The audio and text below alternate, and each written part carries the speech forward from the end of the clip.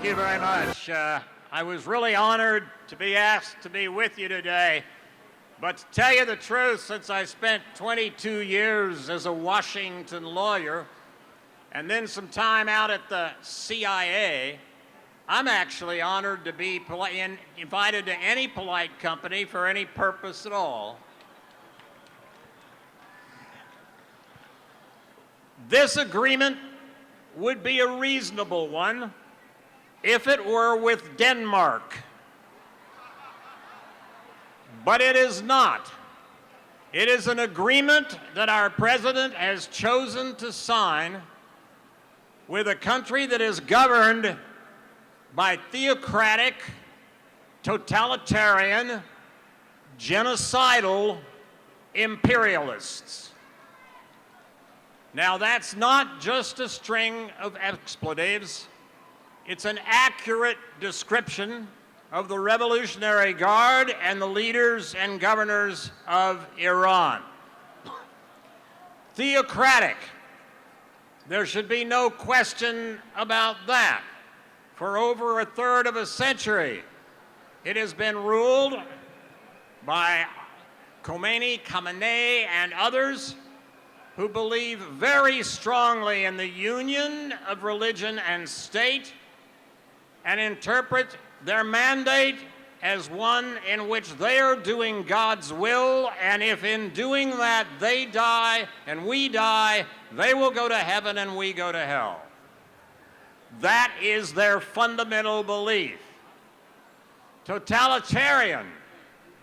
You need only look back at 2009, when the opponents of the whole structure, Ahmadinejad and the others with him, was essentially, clearly voted out of office by the Iranian people.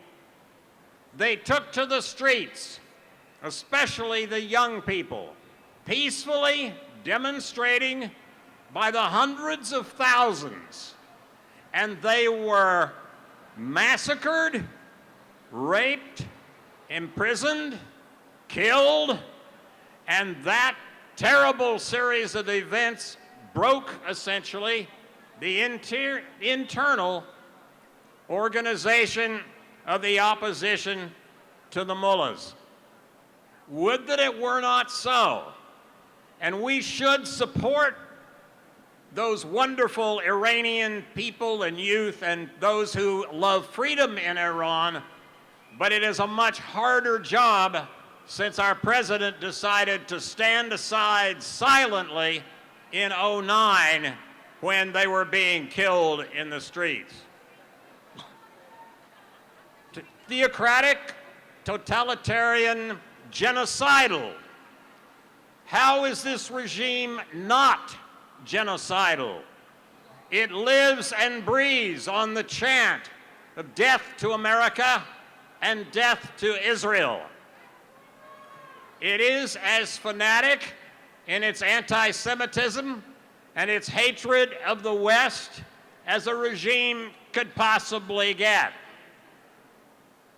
Theocratic, totalitarian, genocidal imperialists. How is Iran imperial? Well, look at their major part of their control of Iraq. Look at their control, essentially, of Syria. Look at their control of Yemen through the Houthis. They have control, if you count Hezbollah, they have control essentially of 4 other countries, and their appetite is not yet sated. Now, if we had an agreement to check nuclear weapons with a reasonable country, even an authoritarian, somewhat reasonable country, that would be one thing. But there is not the slightest chance that this slipshod and full of holes and full of concessions agreement is going to constrain at all this theocratic, totalitarian, genocidal imperial power. I would say that at this point, we have no real ability to affect their link to theocracy. We have no real ability to steer them away from totalitarianism, although their youth tried in '09 and we did not help. We have not a really good way to steer them away from their passionate support for genocide, but we can do something about their empire.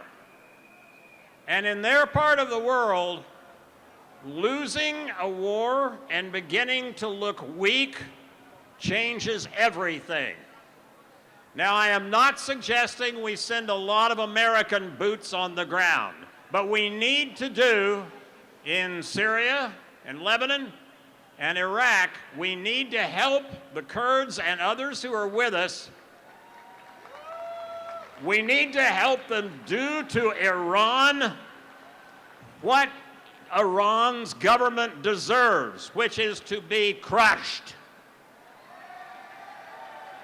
We can go a long way to this with air traffic controllers, people in their units, help much more complete, even though it's not armies, help much more complete than what this administration has been willing to do.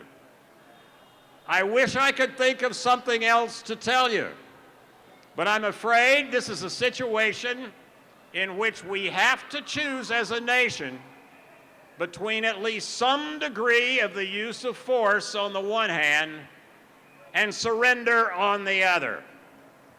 We are in a track of surrender, given what this administration has done.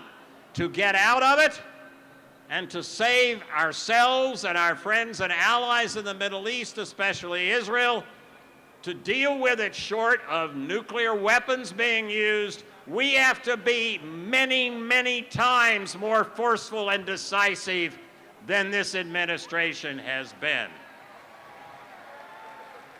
Will it be surrender, continued surrender, or will it be opposition and it blows against tyranny?